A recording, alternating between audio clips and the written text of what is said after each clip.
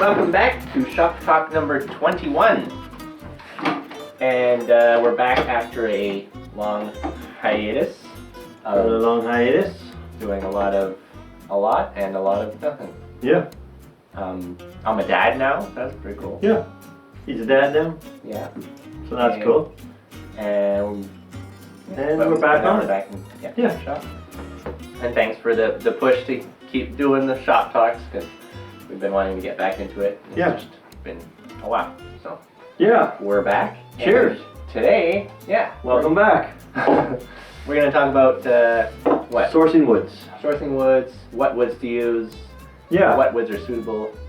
So what woods are suitable for guitar? Yeah, okay. Now there's the traditional thinking of the rosewoods. You have to use the rosewood and the spruce, whatever tops. I don't agree with all that, because any woods will make it. Any wood. You can make a great guitar out of almost any wood. Okay, so what are some things that definitely you don't want?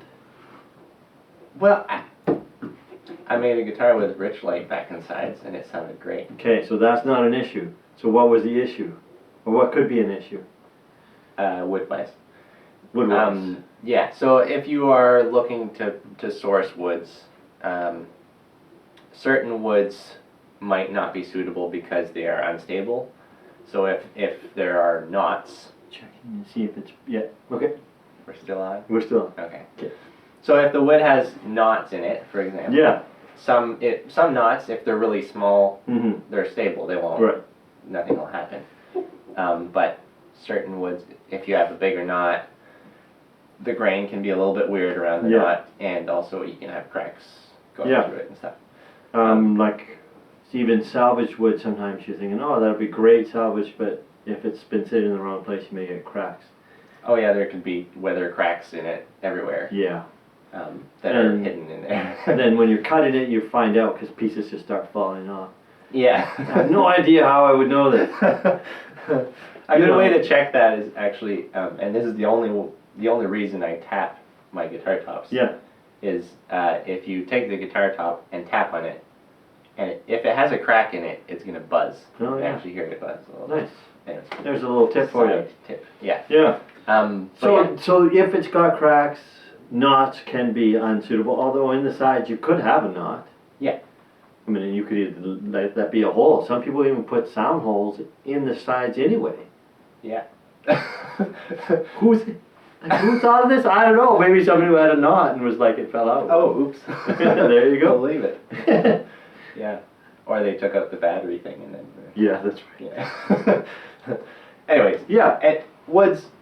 And it's totally different with electric guitars, right? If you have a solid body electric... Right.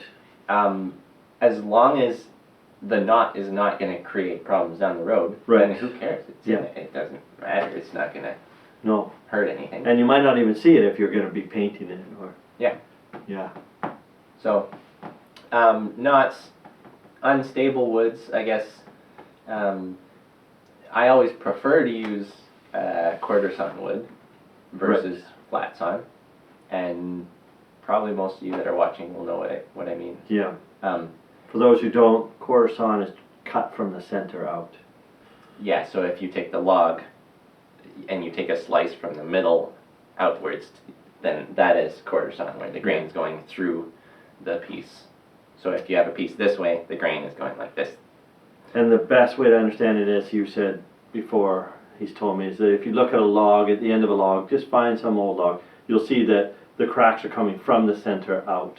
And that's where the issue is, yeah. And so that's why flat sawn would get more likely to crack. Yeah, and it's about twice as likely to, because the log, the wood shrinks twice as much this way, so radially, as tangentially, like this.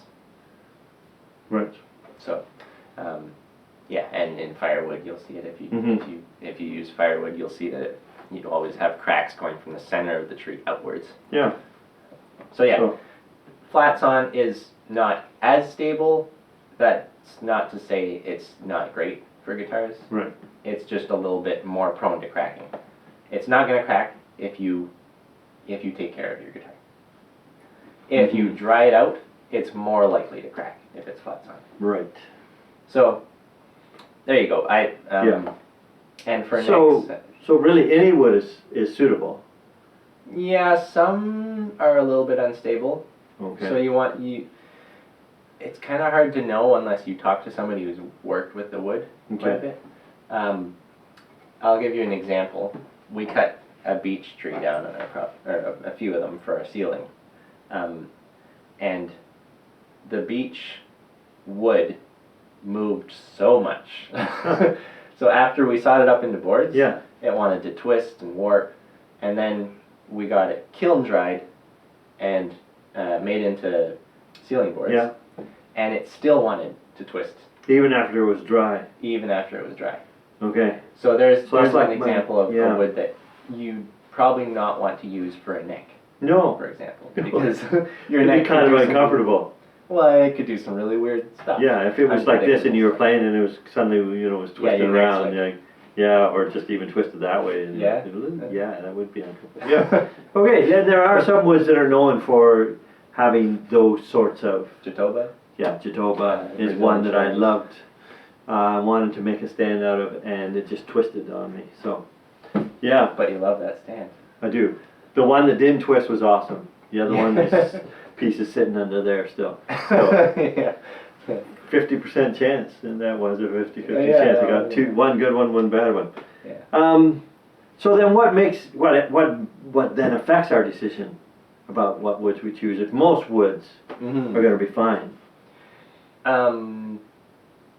Well, me personally, I like to be sustainable or to make Okay. choices that are ethically responsible as far as I'm concerned. Right. That's my building approach. But even within that, you're still looking for pieces that are, I'm still building with Honduras rosewood. but because you like the look of it. Yeah, the So looks. part of it is how it looks. Definitely. Okay, so we want to get wood that looks good. Other things are maybe the weight of it. Yeah. Electric Although guitars. that's an interesting one because there are mahogany guitars Mm-hmm. which weigh nothing, Yeah, and then there's Cocobolo guitars which weigh a lot. yeah. But people like mahogany guitars and people like Cocobolo Yeah. guitars. No, It's but just like that. sometimes, like, for example, if I'm building an electric guitar, if I had the choice, I would rather build a light one. Right. Personally, because I find when I play a heavy one, it hurts my neck more. Right. Okay. Especially if you got it on your strap most Yeah. of the time.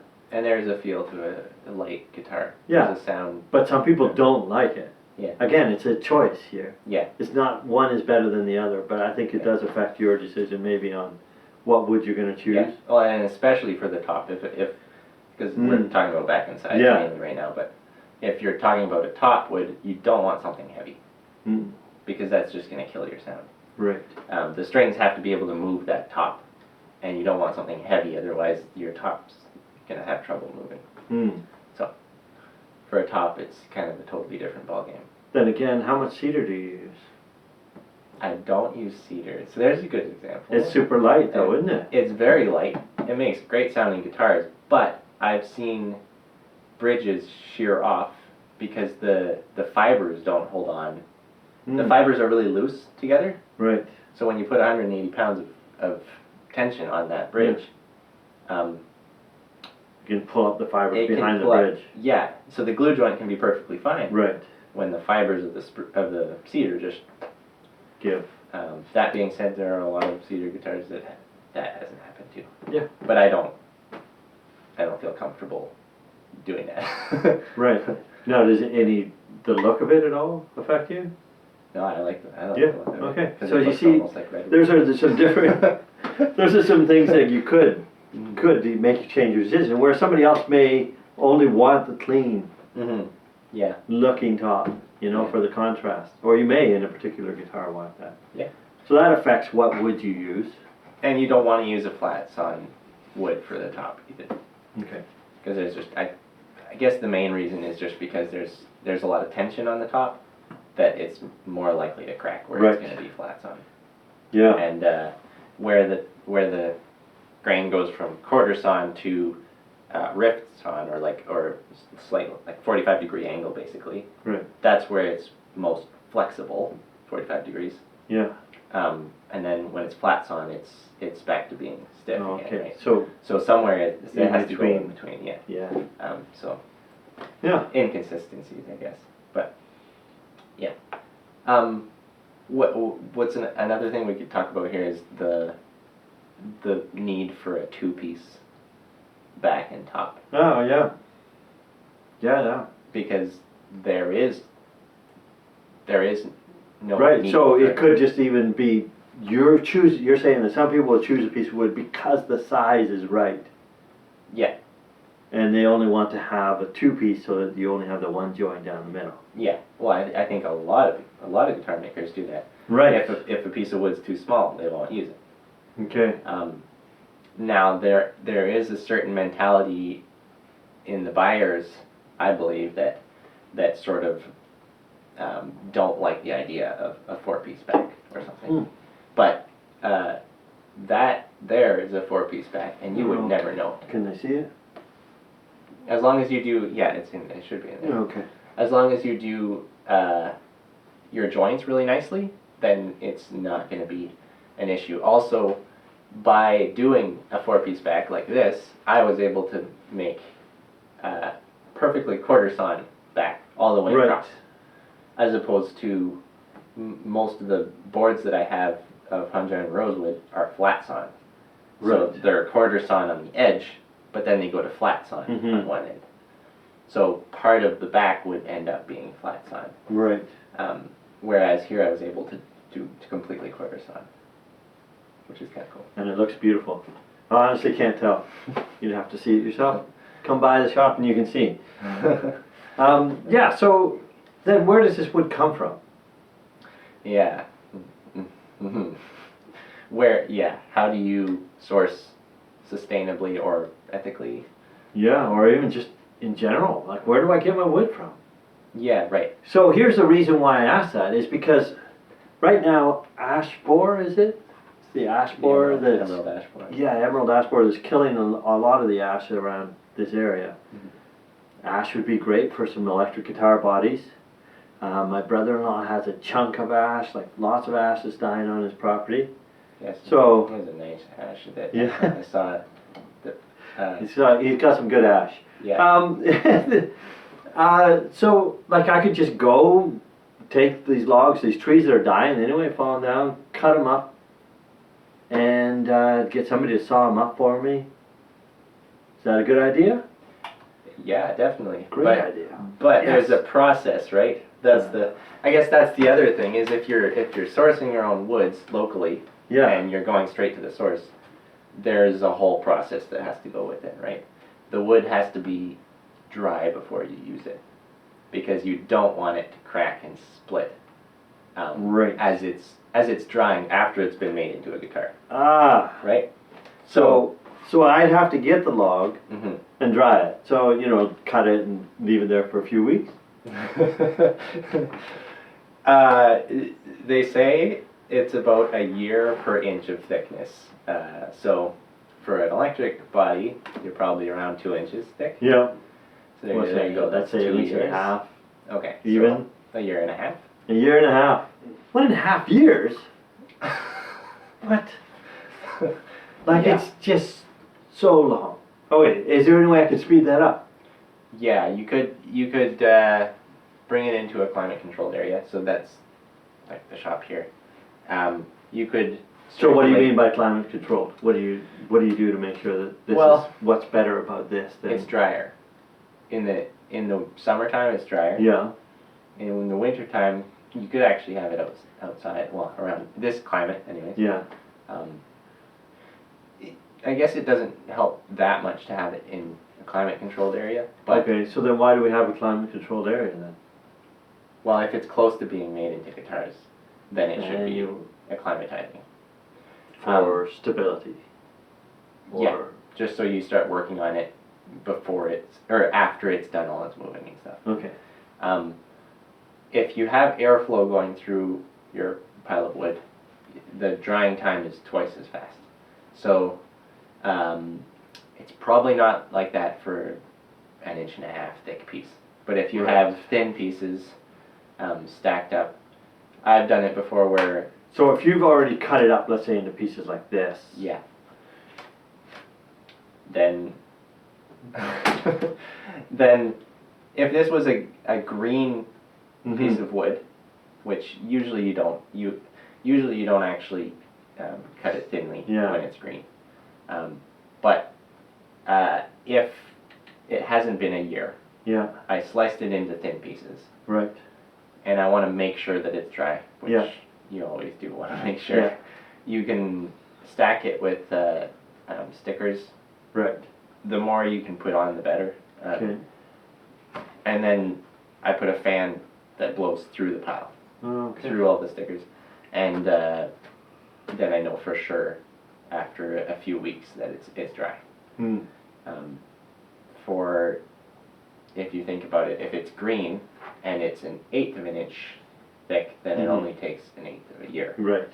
to go from green to dry. Right. So if it's already been sitting around for a while, and it's got a fan and some airflow going. Yeah. And with the sides, it's not as critical because you're going to bake them, basically. When you bend them, you're cooking them. So you're taking So whatever you don't- moisture's left out of it. Yeah. Back and sides, obviously, another story. Right. Back and top. Yeah. Back and top. Yeah. Otherwise, it is good to have it in the climate-controlled room. I like to have all my wood in the climate-controlled room because I know that this is the climate that it's going to be in. This is the humidity that I want it at eventually when I start building. Yeah. So if it's been in this room for 5 years at this specific humidity, then there's no way it's a different humidity. Right.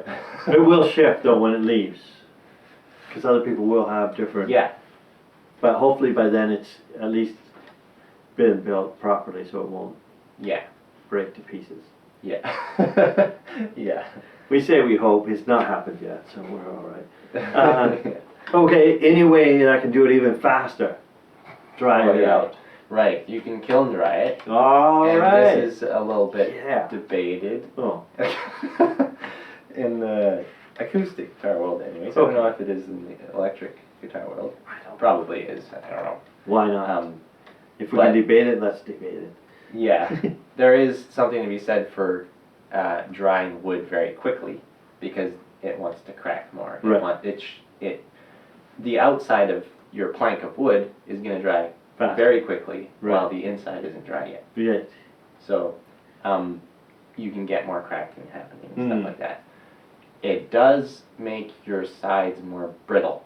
I've learned. So a kiln dried piece of wood oftentimes is harder to bend the sides out of. Because there's no moisture left to help it with the frame. I think just because you're heating up all those resins in the wood, and they're changing a little bit. It's the same way as, or same reason why when you're bending a side, the more you mess with it, the harder it gets to bend. Because you're heating it up, the resins are heating up and then solidifying, heating up, solidifying. And so that would have happened once, kind of, a little bit in the kiln. Yeah, exactly, yeah. Right. But otherwise, I don't subscribe to the idea that kiln drying makes an inferior sounding guitar. So you could get it locally and then get somebody to kiln dry it. Yeah. Once you cut it up into decent sized blocks. The thinner the better, less chance of... the thicker is, if it's thicker, oftentimes your cracks are Just more on the outside. severe. No, they can be more severe. They can, from the end of the board, they can go, because there's more tension through that thickness. Yeah, so if you make it thinner, then you won't get that extreme... Yeah. But also you can have some weathering on the outsides of the board. So you have more waste if you have thinner pieces. Okay. If it cups, you have to cut away the cup before you start slicing it. So in terms of yield, a thicker piece is actually better. Which is why when I cut my blanks, I cut them quite a bit longer, because if there's oftentimes there will be end cracks. Right. So you can just cut those ends off. Right. Yeah. Yeah. Oh, cool. So, I think that, yeah, we can probably Wrap it up there. wrap it up there. This next week we will talk about, some other parts on sourcing wood. Like where can I get it from other than that, you know? Like exotic woods. And exotic woods Also versus local sourcing. woods. Just Yeah. a little bit more in depth on sourcing and how to know where your wood's coming from. Yeah. Yeah. Yeah, let's save that for next week. Yeah. So come back next week for part 2. Yeah. Thanks for joining us. We'll see Yeah. ya I later. don't remember what we do at the end of these things. Bye. Bye. For now. Cheers.